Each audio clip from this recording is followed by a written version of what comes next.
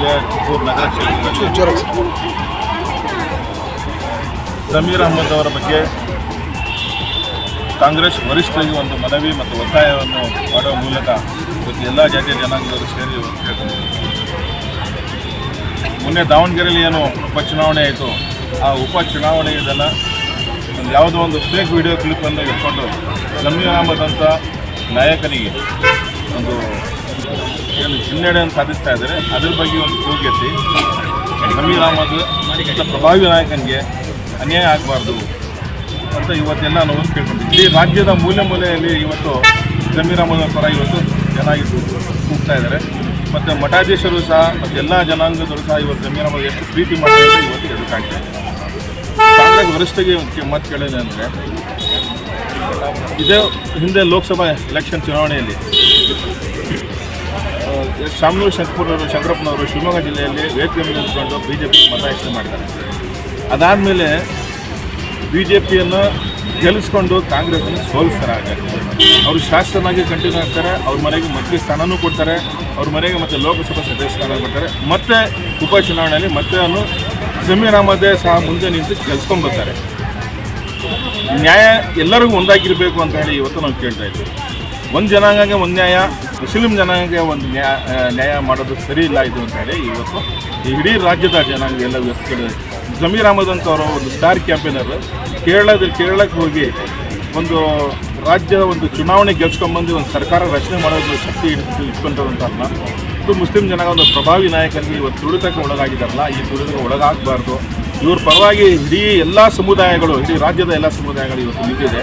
ಅದೇ ಥರ doctor T Parameshwar ಸಾಹೇಬರಿಗೆ 2013ರಲ್ಲಿ ಏನು KPCC ಅಧ್ಯಕ್ಷರಾಗಿ ಇವರು ಮುಖ್ಯಮಂತ್ರಿ ಆಗ್ತಾರಪ್ಪ ಅಂತ ಹೇಳಿ ಅವರು ಇಡೀ ರಾಜ್ಯಗಳು ಸರ್ಕಾರ ತಗೊಂಬಂದು ಎಷ್ಟು ಕಷ್ಟಪಟ್ಟು ಸರ್ಕಾರ ತಗೊಂಬಂದರು. ಅವ್ರನ್ನ ಯಾರು ಸೋಲಿಸಿದ್ದಾರೆ ಅಂತ ಹೇಳಿ ಇವತ್ತು ಎಲ್ಲರೂ ಗೊತ್ತಿದೆ, ವರಿಷ್ಠರಿಗೂ ಸಹ ಗೊತ್ತಿದೆ. ಆವಾಗ ಒಂದು ನ್ಯಾಯ, ಇವಾಗ ಒಂದು ನ್ಯಾಯ ಆಗಬಾರ್ದು. ಮುಂದಿನ ದಿನಗಳಲ್ಲಿ ಪರಮೇಶ್ವರ್ ಸಾಹೇಬ್ರಿಗೂ ಸಹ CM ಸ್ಥಾನ ಕೊಟ್ಟು ನ್ಯಾಯ ಕೊಡಬೇಕು. ಯಾವ ಥರ DK ಶಿವಕುಮಾರ್ ಸಾಹೇಬರಿಗೆ ಒಂದು KPCC ಅಧ್ಯಕ್ಷರಾಗಿ ಸರ್ಕಾರ ತಗೊಂಬಂದಿದೆ ಅಂತ ಹೇಳಿ ಒಂದು ನ್ಯಾಯ ಕೊಟ್ಟಿದ್ದಾರೆ, ಅದೇ ಥರ ಪರಮೇಶ್ವರ್ ಸಾಹೇಬ್ರಿಗೂ ಸಹ ನ್ಯಾಯ ಸಿಗಬೇಕು. ದಲಿತರಿಗೂ ಒಂದು, ಮುಸಲ್ಮಾನರಿಗೂ ಒಂದು ನ್ಯಾಯ ಆಗಬಾರ್ದು ಅಂತ ಹೇಳಿ ಇವತ್ತು ನಮ್ಮ ಕೂಗು ನಮ್ದು ಇವತ್ತು ಇದಾಗಿದೆ. ಅದಕ್ಕೆ ಒಂದು ವರಿಷ್ಠರಿಗೆ ಒಂದು ಮನವಿ ಏನಂದರೆ, ನೀವು ನಮ್ಮ ಈ ಕೂಗಿಗೆ ಒಂದು ಬೆಲೆ ಕೊಟ್ಟು ಜಮೀರ್ ಅಹ್ಮದ್ ಅವರಿಗೆ ಮುಂದಿನ ದಿನಗಳಲ್ಲಿ ಬರೋ ಒಂದು ಇದರಲ್ಲಿ ಮಂತ್ರಿ ಸ್ಥಾನವನ್ನು ಕೊಡ್ತೀರಾ ಅಂತೇಳಿ ನಮಗೆ ನಂಬಿಕೆ ಇದೆ. ಅದೇ ಥರ ಪರಮೇಶ್ವರ್ ಅವರು ಸಹ ಮುಂದಿನ ದಿನಗಳ ಮುಂದೆ ಸರ್ಕಾರ ಬರೋದರಲ್ಲಿ ಮುಖ್ಯಮಂತ್ರಿ ಸ್ಥಾನವನ್ನು ಕೊಡಬೇಕು ಅಂತ ಹೇಳಿ ಸಹ ಒತ್ತಾಯ ಮಾಡ್ತಾರೆ. ಒಬ್ಬ ಪ್ರಭಾವಿ ಒಳ್ಳೆಯ ವ್ಯಕ್ತಿ, ಕಾಂಗ್ರೆಸ್ ಬೆಳವಣಿಗೆ ಅವರು ತುಂಬ ಉತ್ತಮವಾದ ಕೆಲಸವನ್ನು ಮಾಡಿದ್ದಾರೆ. ಎಲ್ಲೋ ಒಂದು ಕಡೆ ಜಮೀರ್ ಅಹ್ಮದ್ ಸಾಹೇಬರಿಗೆ ಹಿಂಪಡೆಯುವ ತೊಂದರೆ ಆಗುವಂಥ ಕೆಲಸ ಆಗ್ತಾಯಿದೆ.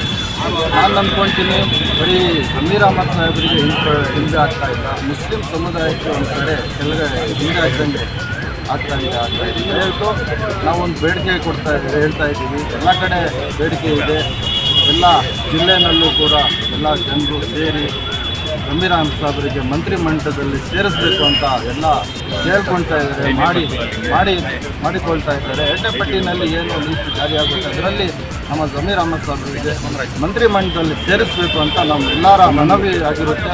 ನಮ್ಮದೇ ಒಬ್ಬರು ಮನವಿ ಇಲ್ಲ, ಎಲ್ಲ ಮುಸ್ಲಿಂ ಸಮುದಾಯದ ಮನವಿ ಇದೆ ಅಂತ ಹೇಳಕ್ಕೆ ಇಷ್ಟಪಡ್ತೀನಿ. ಇನ್ನೊಂದು ಕಡೆ ಬರೀ ಮುಸ್ಲಿಂ ಸಮುದಾಯಕ್ಕೆ ಕೆಲಸ ಮಾಡುವ ವ್ಯಕ್ತಿ ಅಲ್ಲ, ಎಲ್ಲ ಸಮುದಾಯಕ್ಕೆ ತಗೊಂಡು ಆ ಎಲ್ಲ ಸಮುದಾಯಕ್ಕೆ ಒಳ್ಳೆಯ ರೀತಿಯಲ್ಲಿ ಕೆಲಸ ಮಾಡ್ತಿದ್ದಾರೆ. ದಯವಿಟ್ಟು ನಾವು ಕಾಂಗ್ರೆಸ್ ಸರ್ಕಾರಕ್ಕೆ ಮನವಿ ಮಾಡ್ತಾ ಇದ್ದೀವಿ, ನಮ್ಮ ಜಮೀರ್ ಅಹ್ಮದ್ ಸಾಹೇಬರಿಗೆ ಒಬ್ಬ ಮಂತ್ರಿಮಂಡಲದಲ್ಲಿ ಎರಡನೇ ಪಟ್ಟಿನಲ್ಲಿ ಹೆಸರನ್ನು ಸೇರಿಸಬೇಕು ಅಂತ ಕೇಳ್ಕೊಳ್ತಾ ಇದ್ದೀವಿ.